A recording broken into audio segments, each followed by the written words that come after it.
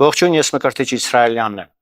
Մոտ 1 տարի առաջ վարչապետ Նիկոլ Փաշինյանը ազգային ժողովում արձագանքելով դաշնակցական падգամավորների հարցադրումներին եւ ելույթներին հայտարարեց. «Ձեզ Լեռնային Ղարաբաղի ժողովուրդը 98 թվականից հետո պետք է եղել միայն ձեր իշխանությունը պահելու համար»։ Դուք եք, որ այս ամբիոններից ասում եք եւ զանգում եք մի հատ այնտեղ, ասում եք, չէ, չանեք դա, կանեք ուղիղ հակառակը։ Վեր կացեք, բոլորս եկեք։ Գիտեք ինչի եք կանչում, որովհետև դուք թքած ունեք Լեռնային Ղարաբաղի ճակատագրի վրա։ Ձեզ պետք էր, քանի որ ցույց եք անում ստեղ 3-4 հազար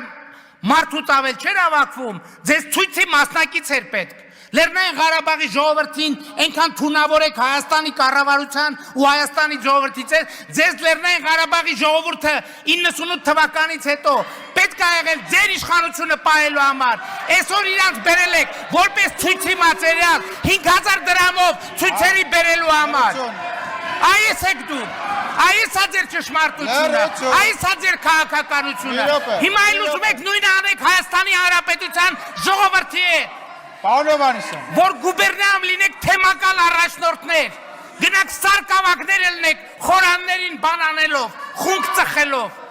կայսրի տիրապետության ներքո։ Ձեզ համար Լեռնային Ղարաբաղի ժողովուրդը եղել է կա եւ կլինի իշխանության պահելու միջոց։ Դուք թքած ունեք Լեռնային Ղարաբաղի վրա էլ, Հայաստանի վրա էլ, հայ ժողովրդի վրա էլ։ Ցավոք սրտի այդ նույն ընդդիմությունը այսօր ապացուցում է Փաշինյանի այդ խոսքերի իսկությունը։ Մոտ 2 շաբաթ առաջ Արցախից տեղահանված մեր հայրենակիցները բողոքի ակցիաներ սկսեցին իրենց սոցիալական հարցերի պաշտպանության համար։ Այդ ցույցի մեկնարկից ժամեր անց տեղահանված արցախցիների շուրջը սկսեցին պտտվել այն ուժերն ու գործիչները, որոնք ուղղակի կամ անուղղակի մասնակցություն ունեն 2023 թվականին Ստեփանակերտում տեղի ունեցած իշխանափոխության գործընթացին, որն էլ օրեր անց ողբերգական ավարտ ունեցավ Արցախի եւ Արցախահայության համար։ Դեռևս 2023 թվականի ամռանը այդ նույն դաշնակցականները Ռոբերտ Քոչարյանի եւ Սերժ Սարգսյանի թիմակիցները ամեն ինչ անում էին, որպեսզի Ստեփանակերտում դեմ գնան Հայաստանի իշխանությունների բոլոր քայլերին եւ գործողություններին։ Դրանք ծափերով եւ հրճվանքով էին ընդունում այն փաստը, որ Արցախի այսպես ասած էլիտան հակառակվում էր Հայաստանի իշխանություններին,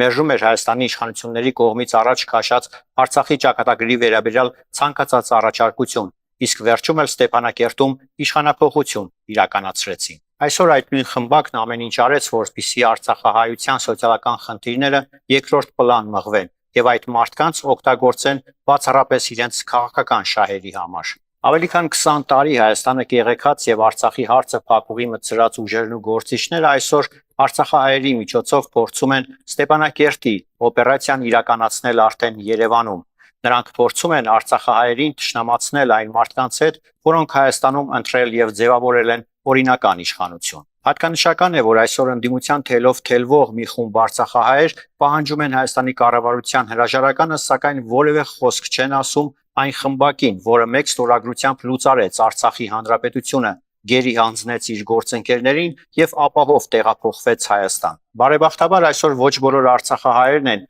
ընդդիմության ջրաղացին ջուր լցնում։ Դրանց շարքերում քիչ չեն մարդիկ, որոնք հասկացել են, որ այսօր պետք է նախ եւ առաջ Արցախը լուծարած գործիչներից ստանալ իրենց հուզող բազմաթիվ հարցերի պատասխանները։ Այն գործիչներից, որոնք այսօր բազմել են Երևանում Արցախի ներկայացուցչության շենքում, վայելում են այդ նույն արցախցիներից թալանած գույքն ու հարստությունը եւ փորձում են պետության մեջ երկրորդ պետություն ձևավորել։ Ես Մկրտիչ Իսրայելյանն եմ, կհանդիպենք։